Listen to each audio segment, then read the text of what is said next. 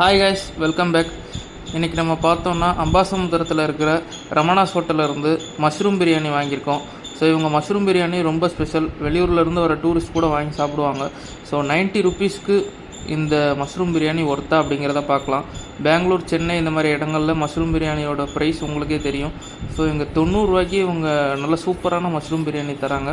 Mushroom பிரியாணிக்கு தொட்டுக்க ஒரு குருமாவும் அது கூட வந்துட்டு சம்பளம் கொடுக்குறாங்க. மற்ற ஊரில் இருக்கிற மாதிரி ரொம்ப தண்ணியாக சம்பல் கொடுக்காம கொடுக்குற காசுக்கு வெங்காயம்லாம் வெட்டி நிறையவே போட்டு கொடுக்குறாங்க. ஸோ உங்களுக்கு பார்த்தாலே தெரியும் வெங்காயம் எவ்வளோ கொடுத்துருக்காங்க அப்படின்னு சொல்லிட்டு. ஸோ இது வந்து 2 பேர் ஹாஃப் சாப்பிட்ற அளவு வந்துட்டு போதுமானதாகவே இருக்குது இந்த மஷ்ரூம் பிரியாணி. இப்போ இதை டேஸ்ட் பண்ணி பார்த்துட்டு 90 ரூபாய்க்கு இந்த பிரியாணி ஒர்த்தா அப்படிங்கிறத பார்க்கலாம்.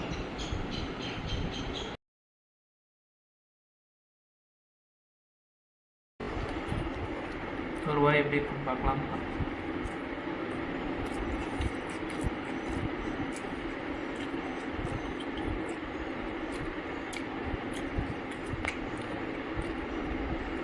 நல்ல டேஸ்ட்டு. இந்த நார்த் இந்தியன் டேஸ்ட் அந்த மாதிரிலாம் இல்லை. நம்ம தமிழ் ஸ்டைலில் எப்படி பண்ண முடியுமோ அந்த மாதிரி இருக்குது. அரிசி வந்து பாஸ்மதி அரிசி மாதிரி தான் இருக்குது.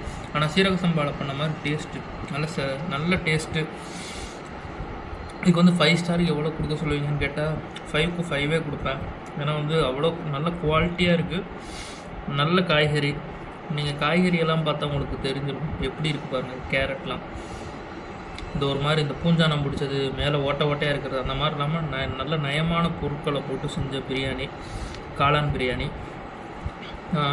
இந்த காளான் பிரியாணியோட ரேட் எவ்வளோ இருக்குன்றதை நீங்கள் கமெண்ட்டில் சொல்லுங்கள், நம்ம பார்க்கலாம். ஆனால் நீங்கள் நினைக்கிற அளவுலாம் ரேட்டு கிடையாது. 100 ரூபாய்க்கு உள்ள தான்.